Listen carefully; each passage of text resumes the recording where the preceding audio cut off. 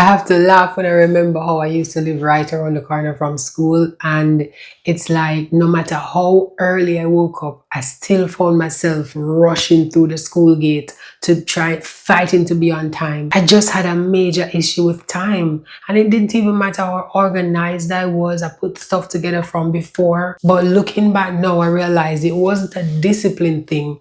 It was literally a perfectionism thing. I always wanted to get things exactly how I wanted, just how I wanted it.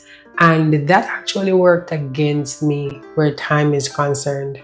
Now, if you're back in school as an adult and you feel like time is one of your biggest opponent, don't worry yourself, because I know what that feels like. So today we're going to be talking about time management, how to get organized, stay organized, so you don't have to feel like you're racing against the clock. If this is your first time seeing me, I am Tash, but you can call me T. Welcome to chapter 6 of my introductory series of my book titled Reignite Your Educational Goals, a guide for going back to school as an adult. In this modern world, we always say time is money, but in college, time is literally money, because wasted time will cost you extra fees, extra semesters, and unnecessary stress. So let's get it together from early so you can start well, keep the momentum, and finish well. Now, I'm going to share with you 5 actionable strategies that you can use to start getting yourself together today. Number 1, set clear priorities. When you're in school, especially when you have a job,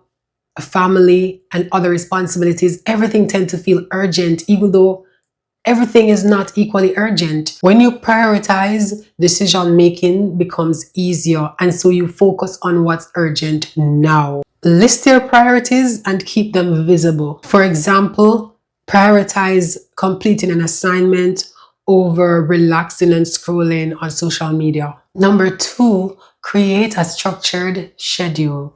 To create this schedule, you can use a manual or a digital planner to outline the things that you have to do. Consistency builds momentum. Map out your work hours, class times, and family obligations. One calendar, one system. Keep it simple and realistic. Now, let's take that schedule one step further to my point number 3. Adopt time blocking techniques.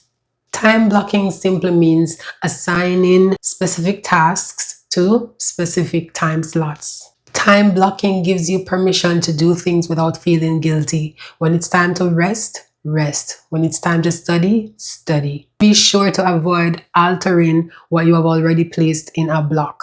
So if you've already set 7:30 p.m. to 8:30 p.m. study, then stick to that. Focus on that for that time. This ensures the maximum efficiency and effectiveness for the system that you're using. Number 4, break large tasks into smaller parts. A large task can make you feel overwhelmed, and when you are overwhelmed is the quickest way for you to procrastinate.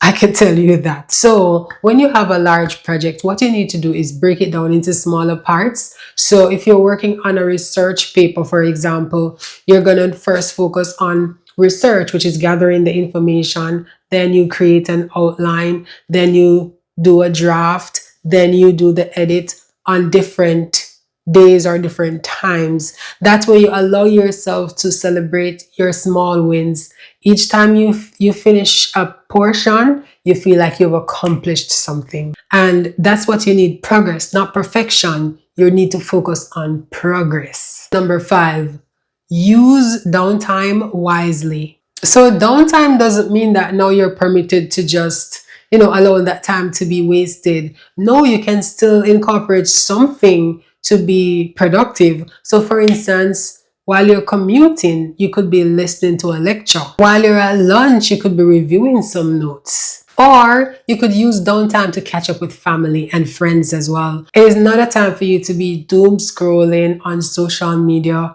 That is taking you nowhere and doing nothing for you. So there I've shared with you 5 of the 8 strategies found in chapter 6 of my book.